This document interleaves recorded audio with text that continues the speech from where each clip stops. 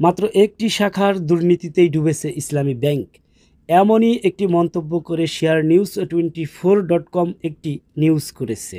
চট্টগ্রাম ভিত্তিক শিল্প group S Alam সংশ্লিষ্ট 17টি প্রতিষ্ঠানের কাছে ইসলামী ব্যাংকের খাতুনগঞ্জ কর্পোরেট শাখার খেলাপি ঋণের পরিমাণ ছাড়িয়েছে 50,000 কোটি টাকা। এই একই শাখাতেই শেয়ার বাজারের তালিকাভুক্ত ব্যাংক খাতের অন্যতম শক্তিশালী ব্যাংকটি ডুবেছে। তবে ব্যাংকটি এখন এসব ঋণ আদায়ে একাধিক আইনি ও প্রশাসনিক পদক্ষেপ নিচ্ছে। এর মধ্যে রয়েছে বন্ধকি সম্পত্তি নিলামে তোলা ও চেক প্রতারণার মামলার রেকর্ড সংখ্যক রুজু।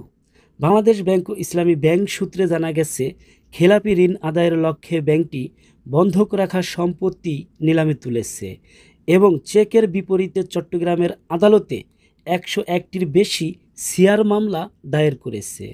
তবে ব্যাংক সংশ্লিষ্ট একাধিক সূত্র আশঙ্কা প্রকাশ করেছে, নিলামে ওঠা সম্পত্তিগুলো থেকে মোট খেলাপি ঋণের 10% আদায় করা সম্ভব হবে না।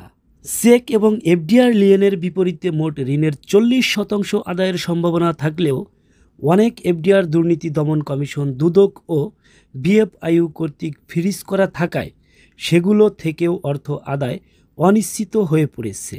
সূত্রমতে ফ্রিজকৃত এফডিআরের পরিমাণ প্রায় 2000 কোটি টাকা। এস আলম গ্রুপের খেলাপি প্রতিষ্ঠানগুলোর মধ্যে উল্লেখযোগ্য S Alam vegetable oil 12,000 crore টাকার বেশি, S Alam cold rolled steel limited 2,180 crore টাকা, মেসার্স আদিল কর্পোরেশন 1,265 কোটি টাকা, সেঞ্চুরি ফুড প্রোডাক্টস লিমিটেড 901 কোটি টাকা। বিচারিক কার্যক্রম ও নিলামের বিষয়ে জানা যায়, চট্টগ্রাম মহানগর ম্যাজিস্ট্রেট আদালতে প্রতিদিনই চেক প্রতারণার মামলা হচ্ছে এস আলম গ্রুপ সংশ্লিষ্ট প্রতিষ্ঠানের বিরুদ্ধে। এসব মামলার মোট দাবিকৃত টাকার পরিমাণ 10,000 কোটি টাকার বেশি। অন্যদিকে স্থাবর সম্পত্তি নিলামে তুলে অর্থ উদ্ধার চেষ্টার অংশ হিসাবে ব্যাংকটি ইতিমধ্যে জাতীয় ও স্থানীয় দৈনিককে বিজ্ঞপ্তি প্রকাশ করেছে।